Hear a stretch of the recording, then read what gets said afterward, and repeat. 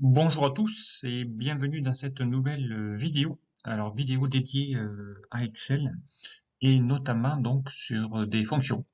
Et on va aborder ici un petit sujet voilà que j'ai réalisé il y a pas longtemps puisque c'était à la demande d'un client qui me demandait de lui trouver une formule qui permettrait de pouvoir calculer du des cumuls de montants year to date. Donc souvent on va utiliser la fonction year to date qui existe derrière dans l'API de chez Microsoft. Voilà. Un cumul ici qui va cumuler ici on a des chiffres d'affaires mois par mois, d'accord. Et ici donc on voudrait avoir ici un cumul. Donc ça on l'utilise souvent en finance d'ailleurs hein, pour avoir du year to date. On va cumuler au fur et à mesure des mois qui se passent voilà les montants réalisés. Donc à chaque fois c'est comme si je faisais égal ça plus ça, ça plus ça, ça plus ça plus ça. Donc ici voilà donc alors, il y en a qui le font évidemment à la main, mais il y a des méthodes. Ici je vais vous en montrer trois de la moins optimum jusqu'à la plus optimum. Voilà, donc de voir ici comment faire des calculs year to date pour aller faire des cumuls. Alors première méthode, c'est d'utiliser la fonction somme. D'accord. Donc ici, hein, si je me mets ici, on va le refaire à côté. Donc ici, j'ai les mémoires et ici, il faudrait que qu'on puisse faire des cumuls. Donc ici, il faudrait qu'il fasse ça plus ça, ensuite ces deux-là cumulés avec lui, après avec lui, avec lui. Ok. Donc ici, on a l'exemple ici qui va qui va le faire. Donc alors bien, on va le faire. On va utiliser égal somme. Somme de quoi? D'accord. On va faire égal somme. On va lui demander d'aller chercher ici le premier. D'accord. Que je vais figer, donc en faisant F4, parce que derrière, lui, il faut plus qu'il bouge. D'accord. Je vais faire deux points pour aller lui dire d'aller récupérer ici la même une plage. Hein, donc je vais tirer la poignée. Donc ici le premier, je vous rappelle, il va falloir qu'on le fiche. Donc on le sélectionne et on met F4 pour le figer. Par contre, je ne fige pas le deuxième pour qu'il puisse se décaler. Donc je le laisse en référence relative. Voilà. Et je valide. D'accord. Quand je vais valider ici, donc là il va me chercher le premier. D'accord. Et quand je vais tirer, donc ici, il va faire le cumul des deux. Donc, il va faire 323 plus 164. Donc, ça fait bien ici 487. Voilà, donc, et ainsi de suite, ainsi de suite. Voilà. Déjà, ça, c'est la première méthode. Donc, je tire, je tire, je tire, je tire. Donc, ça va cumuler, cumuler jusqu'en décembre. D'accord? Ici, on va retrouver les mêmes chiffres. Si ce n'est que quand je vais repartir ici sur janvier, lui, il continue à cumuler. Voilà. Donc, ici, cette méthode, elle est pas optimum parce que là, derrière, il va falloir que je reprenne cette formule à partir du mois de janvier de l'année d'après, prendre ici le décalé, d'accord, ici, et en même temps ici lui dire pour la deuxième, donc de lui dire ici de ne plus prendre cette valeur, mais de lui prendre cette valeur, d'accord. Allez reculer, voilà. Ici, il faudrait que je lui dise d'aller prendre cette valeur ici, hop, je vais lui sélectionner pour lui dire non, on va pas prendre à 11, et ben on va reprendre ici la première. Alors, allez, voilà. Donc ici, il faudrait que je lui dise d'aller récupérer la valeur qui est là. D'accord. Je revalide. Donc là, il repart à 0 pour le 1er janvier de l'année. Je retire. D'accord. Là, si je retire, il va encore refaire la même chose. Donc là, on va retrouver les mêmes chiffres, si ce n'est que là, il continue à cumuler. Et là, on va faire exactement la même chose qu'on a fait tout à l'heure. Pardon, je suis allé aussi loin. Voilà. Donc ici, bien, on va se remettre là et on va lui dire, tiens, va me décaler ici. OK. Et ici, on va lui dire pour cette deuxième cellule, non, ici, tu vas pas aller chercher la dernière, tu vas chercher celle-ci. D'accord. Et je valide. Donc là, il va reprendre dans la première valeur. Et ici, je tire la poignée de recopie à la droite, donc il va le cumuler. Il va le faire pour chacun. Donc là, j'ai mis des valeurs aléatoires. Hein. C'est quand vous validez, vous voyez que ça change à chaque fois. J'ai mis des valeurs aléatoires pour vous dire que ça recalcule à chaque fois. Ok.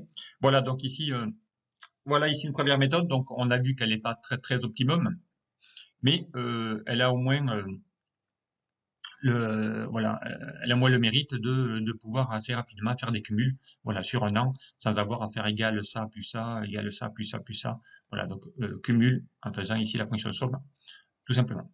Alors, une deuxième méthode qui va être un peu plus intéressante, c'est essayer ici de l'optimiser grâce à la fonction décalée. Donc, fonction décalée, hein, offset en anglais, on l'utilise souvent aussi en macro. Donc, cette fonction décalée, quand même, voilà, elle est assez puissante. Donc, j'avais fait déjà pas mal de fonctions sur cette fonction décalée ici. J'avais déjà montré plein d'exemples d'utilisation. Voilà. Mais on peut aussi l'utiliser pour faire du year to date.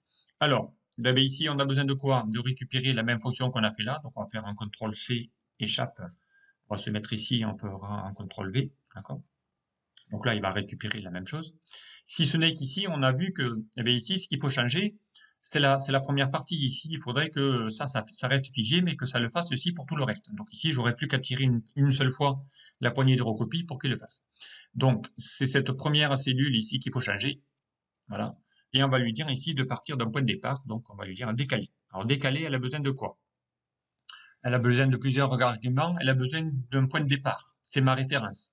Le point de départ, c'est ma première valeur. D'accord? Ici, je vais la laisser. Ensuite, deuxième argument, il va vous demander sur quelle ligne je dois me décaler, de combien de lignes. Ici, on va lui dire de rester sur la même ligne.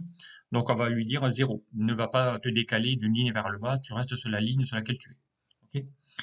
Ensuite, il va vous demander de combien de colonnes je dois me décaler. Donc là, pareil, on veut qu'il reste ici. Donc, on lui dit de mettre 0 aussi. D'accord. Ensuite, il va vous demander ici de combien de hauteur je dois prendre, parce que je vous rappelle que la fonction décalée est capable de prendre une plage à partir d'un point de départ décalé de plusieurs lignes vers le bas ou colonne, ou en remontant même. Donc ici, on va lui dire bien de prendre qu'une seule ligne en hauteur, d'accord, on va mettre 1. Et ici, donc, on va lui mettre la largeur, d'accord. Donc la largeur, ici, on est capable de lui prendre une plage de plusieurs colonnes, notamment. Ok. Alors ici, la largeur, évidemment, ici, alors, si je mets, par exemple, 1 et que je ferme ma parenthèse ici de ma fonction décalée, quand je valide, donc il va chercher ce fameux 38, 138, d'accord, c'est la première valeur. Si je décale, donc là il va toujours chercher 120, la deuxième valeur. Donc si je veux dire ici qu'il cumule, il faudrait que je lui dise ici d'aller prendre la deuxième colonne. D'accord, et là il prend la largeur, donc il va faire la somme des deux. D'accord. Si je me redécale ici encore une troisième fois, voilà, donc ici il va prendre la valeur correspondante, mais ici il va falloir qu'il suive, parce que là attention 610 hein, c'est la somme de ici, donc ici il va falloir lui dire non, là tu vas te décaler aussi de 3, tu vas prendre 3 colonnes ce coup-ci pour faire mes valeurs directes, d'accord. Donc là il va falloir qu'il aille à chaque fois décaler voilà, les colonnes. Alors pour ça, eh bien on va lui dire ici de prendre 1, 2, 3, 4, voilà, et ainsi de suite, d'accord. Donc ici, on aurait pu taper 1, 2, 3, donc on a vu qu'il faut qu'il refasse 1, 2, 3, 4, donc ici je l'avais fait, hein. Ici vous tapez un numéro, pour voir ici la largeur, ici il faut qu'il prenne 2 colonnes, 3 colonnes, 4 colonnes. Voilà. Si ce n'est qu'ici, vous avez vu qu'il y a eu un décalage, donc à chaque fois, donc là il est plus intéressant de mettre moins 1 ici, ça je vous le recommande, de faire à chaque fois le décalage, moins 1, ici on va lui dire de le mettre aussi en faisant ici un moins 2, pour lui dire attention, il y aura toujours le décalage de 0 qui va se décaler. Donc là, on va retrouver avec les mêmes valeurs. Et ici, on va lui dire 1 moins 3. D'ailleurs, sinon, il va y avoir un décalage de 1. Voilà, et comme ça, on va retrouver les mêmes choses. Donc là, vous avez compris le principe, mais ici, je ne vais pas le faire à chaque fois et changer à chaque fois les colonnes. Donc, on va lui dire, ici, vu qu'on a les valeurs ici directement, eh bien, on va lui dire que cette valeur ici, tu vas la chercher. Ici, au lieu de taper moins 1, moins 2, on va lui dire, on va chercher la valeur qu'il a. D'accord? Je valide. Et là, maintenant, je peux y aller, je peux tirer la poignée de recopie vers ici, donc ça va me faire un bon cumul, exactement pareil. Mais si je continue à tirer, vous allez voir, hein, comme ici, je suis reparti à 1, 2, 3, et bien ici, je vais pouvoir tirer la poignée directement jusqu'à la fin, et votre cumul year to date va se faire, et va changer à chaque nouvelle année. Donc, comme il va repartir à 1, il va le faire directement. Ok. Voilà, donc celle-là, elle est beaucoup plus optimum. Cette formule, puisque derrière, elle va vous permettre ici de pouvoir gérer tout ça.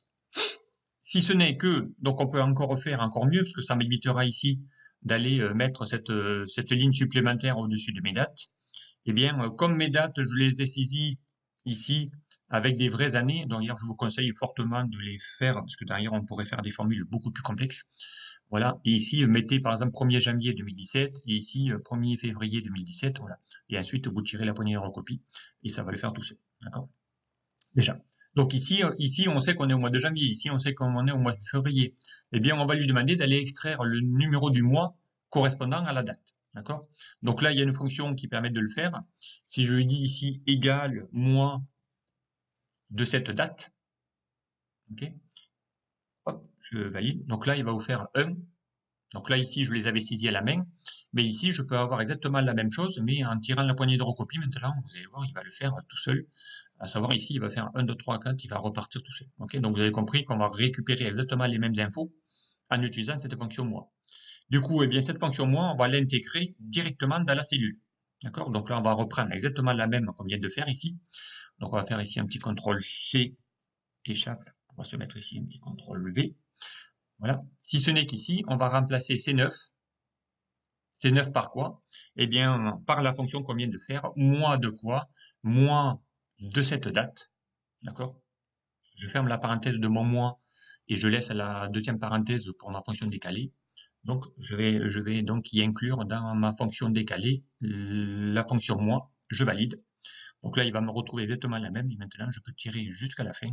Automatiquement, il va le faire directement. D'accord? Voilà. Donc ici, ça a l'avantage de, en une seule fois, de pouvoir le faire. Du coup, ici, je n'ai plus besoin de ces cellules-là. Voilà. Donc évidemment, si je ferme là, il va y avoir des href ici qui va apparaître. Par contre, ici, ça n'affectera pas mon calcul, puisque derrière, je l'ai fait à partir des mois.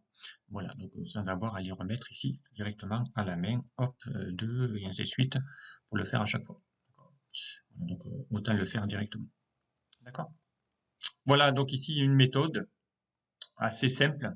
Optimum ici, c'est de faire du year to date en utilisant la fonction décalée, combinée avec la fonction somme, et en utilisant ici la fonction mois pour aller chercher la largeur de ici, si je me mets sur la fonction décalée, on va le faire ici directement. Voilà, si je me mets ici sur la fonction décalée, il va y avoir ici les arguments, la référence sur la largeur de la colonne. On va utiliser ici la fonction moins, comme ça il va prendre en fonction des colonnes. Et se décaler à chaque fois de 1 par rapport ici, donc ici on va mettre moins 1, moins le mois, moins la valeur, comme ça il va y avoir toujours un décalage. Sinon, il va y avoir le décalage de 0. Ok? Voilà, donc ici, fonction assez simple, donc voilà, que j'avais trouvé, qui va vous permettre ici de pouvoir faire du year to date assez rapidement. Voilà, cette fonction décalée, notamment avec la fonction.